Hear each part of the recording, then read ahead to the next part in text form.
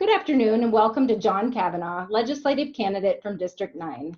Thank you, John, for joining us for our virtual legislative candidate meetings today. My name is Gina Ragland, and joining me today is Susan DeCamp, Bob Lassen, and Tim Potter, all AARP lead advocacy volunteers. We also have with us today Dave Holmquist, who's the AARP Nebraska state president, and Emily Wick is joining us from the AARP state office as well. A special note, Tim Potter is also a constituent of yours that's joining us today. So John, we appreciate your taking the time to meet and discuss issues of importance to the 50-plus voter and their families across Nebraska. As a reminder, this meeting is being recorded and will be shared with AARP members across your district prior to the election. So with that, John, if you want to start us off by giving us a little background about yourself and your campaign, again, aiming for 5 minutes or less, that would be great. And once we've completed your opening, we'll move into the questions. So thank you for joining us. Well, thanks for having me. Thanks everybody for being here. And of course, Tim, I know Tim from the neighborhood association in the neighborhood. My name's John Cavanaugh. I'm running for legislature in District 9, which is Midtown Omaha. I was born and raised in Omaha. I went away to go to college and law school. I went to Catholic University in Washington, D.C., and then Vermont Law School, where I studied environmental law and environmental policy and obtained a JD and a master's degree there. And then I moved back to Omaha 7 years ago when I was starting a family. Now I live in the Midtown Exarban Elmwood Park neighborhood with my wife and 4 kids. And I've been a public defender for 7 years tomorrow. So running for legislature for a number of reasons. Obviously, environmental issues are important to me. Criminal justice issues are really what got me to decide to run. I've seen what happens in our society when we don't meet our mutual obligation to each other. And when we talk about criminal justice as just incarceration and things like that, I think we need to change that conversation to be talking more about the services we can provide to help people avoid getting into the criminal justice system. And I think if we do that, those folks will have a better life. And there'll be less crime, which of course is the objective, because that means that there'll be fewer victims of crime in our society. And I think we need to be making sure that everybody has an opportunity to get access to healthcare, mental health care in particular, access to stable housing, access to job opportunities, access to educational opportunities. And here comes my 1.5-year-old. Yeah, hi. Here he is. There's William. So ultimately, and going across this district, to speak to issues I think that maybe are reflective or important to folks in the 50-plus crowd is the things that we notice in Midtown Omaha is it's an extremely desirable neighborhood. And so the prices of the houses have been going up dramatically, which of course we base a lot of our revenue on the assessed value of houses and property taxes. And we don't want people to be priced out of their homes. And so we need to be forward thinking about how we deal with those sorts of things. I do think one of the things I would propose, I feel like, there you go, in the legislature would be that we no longer assess income tax on Social Security benefits. I think that's something people paid into the tax system, and that's you're just being paid back by the government. So I think it doesn't make any sense that we're double taxing people on their Social Security benefits. And so I think obviously there's a lot of issues, like I said before, access to healthcare and access to in-home healthcare, I think is important, making sure that people can age in place and stay in home for as long as possible. And I think that there's also the issues around making sure people can stay in their houses as long as they can is a cost issue, but there is those medical issues. And then of course, we want to make sure that our neighborhoods are places where people can stay in the same neighborhood.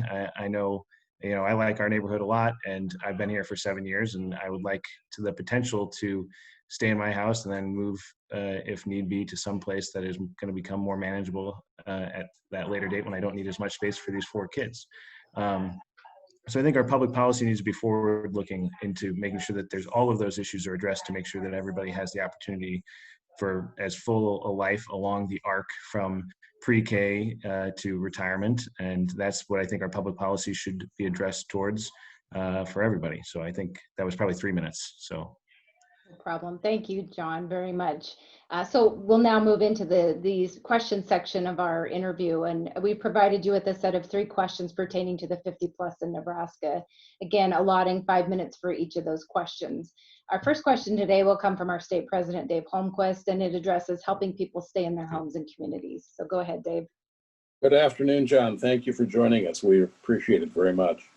A livable community is one that is safe and secure, has housing that's affordable, in other words, no more than 30% of income is spent on housing, has transportation options that allow individuals to travel by multiple means, and has a supportive community which has features and services for people of all ages, allowing people to remain in their communities as they age. And I know you addressed a couple of these in your opening, but what steps will you take to ensure that all Nebraskans have access to livable communities? Well, great question. And actually, I don't think I did see the three questions before, so I wasn't specifically addressing that question ahead of time. Well, yeah, I mean, so I'm active in a group called Mode Shift in Omaha, which is focused and I think has coordinated with AARP in the past about this sort of livable communities program. And I do think the transit issue is really important to make sure that people have that option to not only not continue driving if they don't want to, but to live in places where they wouldn't need a car and be able to walk to the store or to restaurants or to other entertainment facilities. Thank you. Yes. And so I'm certainly interested in pursuing policy that's going to help improve our multimodal infrastructure in Omaha.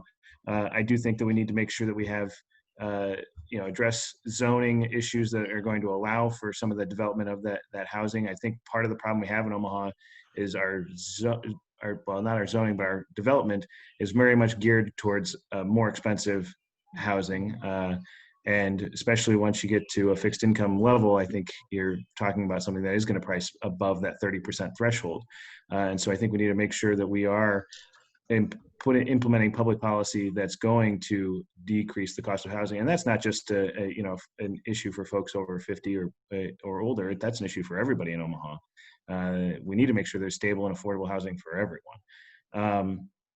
And I think I already addressed the point about the access to care things. My in-laws in particular, am very acutely aware of programs like Home Instead and just the non-medical help, but things that people come to make sure we have that widely available to people so that they can continue to be in their house for as long as they can, as long as it's feasible for them. I think that's been a great service and system for us and our family, and I think that everybody should have that opportunity. We need to make sure that that's something that everyone has access to. And then obviously there are stepped up services as we go, and we want to make sure that there's a system along the way at every step for everyone to make sure that we can avoid some people having to live in a retirement, or not a retirement community, but an assisted living facility for as long as possible. And so I'm definitely looking to make sure we are implementing policy for that. I think, did I address all the parts of that question or no? I think so. Yes, thank you. Great, thank you, John. We'll switch now. Our second question will come from Tim Potter, and it talks about health, caregiving, and home and community-based care. Go ahead, Tim. Okay. Hi, John. As Gina mentioned, my question has to do with health, caregiving, home, and community-based care, which you addressed a little bit in your previous answer. Caregivers help older persons live independently at home by providing assistance with activities like bathing, dressing, and performing complex medical or nursing tasks such as administering medication and wound care. Caregivers often provide these services with little or no training. And I've got a couple of questions here. The first one is, will you support helping caregivers with paid leave, respite services, telehealth, and access to education and training? So that's a question, but you're talking about like family member caregivers. Yeah, Non-professional. in most cases, they're going to be family caregivers, Yeah. right? Yeah, and so actually I really appreciate that question, because I think that is a really important thing we don't do enough of, is that there's a lot of folks, and I mean, I can tell you stories about people in my family, but everybody has that story about people who've had to take time off from their job and sometimes move across the country to live with somebody and help take care of them and care for them. And we've had, in my family alone, we've had I don't know, 4 stories of that in the last 5 or 10 years of people doing that. But we really need to make sure we're supporting those folks, giving them the resources they need to do that effectively, but also giving them the support so that they have some respite themselves from being caregivers 24/7. And that is a huge sacrifice people make. And if they didn't do it, then the burden would probably fall to our society as a whole at a much higher cost. And so we need to view these things as cost-saving measures by making sure that somebody is in the place to do that. So yeah, I'm very much in support of making sure we're supporting those caregivers and not treating them as some sort of just a volunteer charity service. Right. Okay. And second part of my question is, how will you protect or expand paid services and supports and financial security that allows more seniors to live independently in their homes and communities? Well, yeah. I mean, one of the big problems I think we have is number of paid caregivers availability, and that has to do with, I think, reimbursement rates and just, I guess, people choosing that field. And so one of the things we have to do is look at increasing the amount we're paying. I know I've talked to people, and this is not just a senior issue, but this is folks who are on Medicaid and have somebody who comes with that home health care professional comes to help them. And there's a list of home health care providers out there that they can call, and nobody's available because they won't do it for the price. So I think we need to make sure that we're adequately paying people for this valuable service. And if we actually did that, then we would have enough people to fill the need. And so I think that's big. I mean, obviously, we need to encourage more people to go into that level of care. And that has to do with outreach and training and things like that. But I think that fundamentally more people will do it if we pay them a competitive wage. Yeah. How about the financial security aspect of that for people who want to live independently? Is anything that the legislature could do to help seniors stay in their homes? Certainly, I think that the financial security, like I said, I think we shouldn't be taxing Social Security income. I think if you did that, if you stopped taxing Social Security income, that would just essentially be a increase in it'd be an increase in income for most seniors. Almost everybody, I think, is drawing Social Security benefit. I think we need to figure out more ways to make sure that people can afford to stay in their home from the tax-based purpose ways, but we have to do that without hurting local entities, because if the state were to take action on things like, say, freezing the assessments on seniors, that's going to be a shift of taxes away from the local entities, because we base, so much of our local services are based on property taxes. So if you did that, that would be a problem. We have the homestead exemption currently, which is a program where the state pays the local entities taxes to take the pressure off of disabled folks and people who can't pay. I think we could look at expanding a program like that for people, and maybe even not so much as, that's my 1.5-year-old, not so much, I can't make a specific proposal, but I think there's ways you could do it where as people, age, they get a graduated benefit from the state or something along those lines. But it would have to be a system that sets up where we're helping people stay in their houses, but not hurting the local entities. We don't want to take money away from schools in that system. And I'd be worried about, solving one problem by creating another problem. Right. Okay. Well, thanks, John. Thank you, John. Our last question now will come from Bob Lassen, and we're going to switch now into nursing facility quality. Go ahead, Bob. Okay, thank you, John.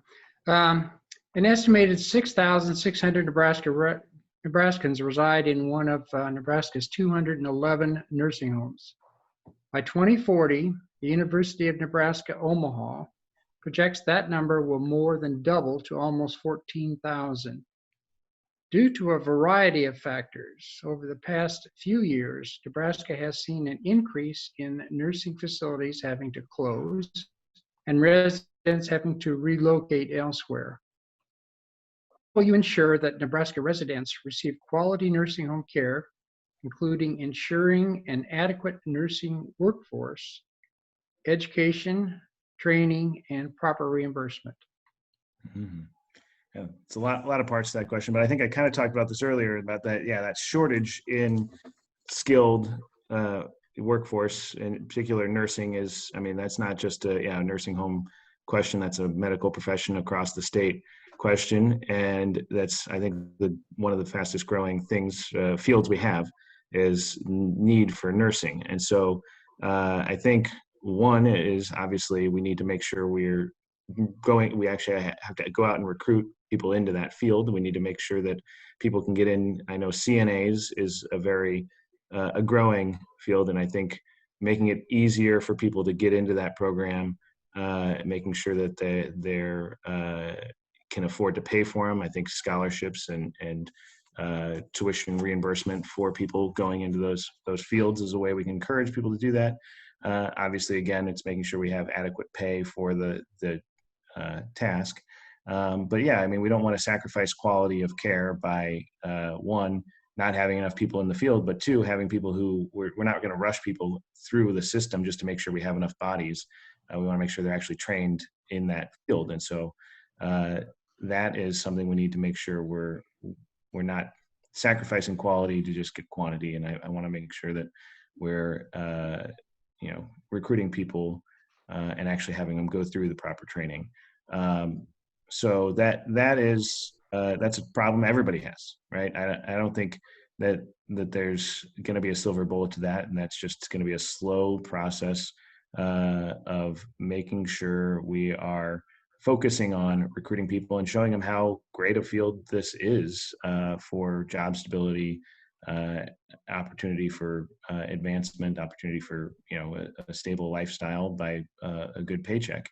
But if we don't work towards that and focus on recruiting people into that field, we are going to be.